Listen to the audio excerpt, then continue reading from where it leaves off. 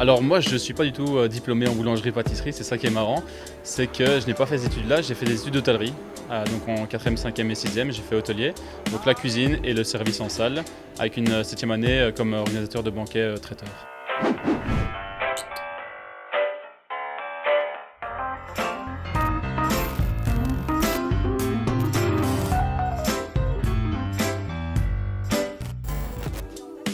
Alors la pâtisserie, moi j'aimais bien, c'est un travail assez minutieux, précis, net.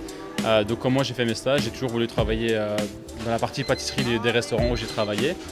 Donc j'ai bien aimé ça. Après j'ai fait la 7e au CERIA pour parfaire justement mon apprentissage. Et après j'ai directement travaillé comme pâtissier dans le restaurant. Alors moi quand je suis sorti de l'école en juin et j'ai commencé à travailler le 1er juillet.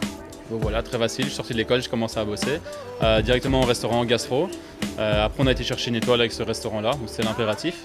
Là j'ai travaillé pendant près de 4 ans comme pâtissier. Après je suis parti, j'ai été travailler chez DG Émilie à Beaudour, chez Eric Fernet, là 2 étoiles Michelin, comme chef pâtissier également. Après je suis parti chez Père Simon à l'Eau Vive, du côté de Namur, 2 étoiles Michelin également comme chef pâtissier. Et après, quand Benoît a changé de restaurant, qu'il est parti au château d'Arondeau à Perouet, il m'a demandé si éventuellement je voulais reprendre mon poste.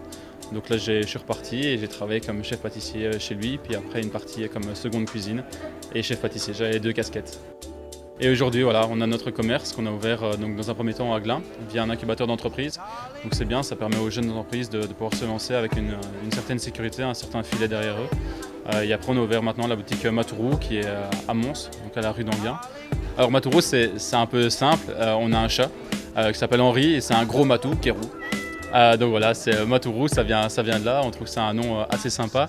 Ça dit pas tout de suite ce qu'on est. Voilà, les gens aiment bien, ils cherchent, ainsi de suite. On a mis une photo de lui dans la boutique. Donc les gens nous demandent toujours voilà, comment se fait Matourou, ça vient d'où, ainsi de suite. Et voilà, l'exemple il est là, il s'appelle Henri et il est au mur. Consacré totalement à la boutique. Ici, ben voilà, c'est bien, on a le principe des formations. On peut transmettre ce qu'on connaît.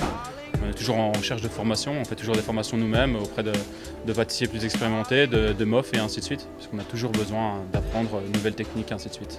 Moi je trouve que ça sert à rien de rester chez soi, tout enfermé, garder toutes ses recettes et ainsi de suite, ça sert à rien.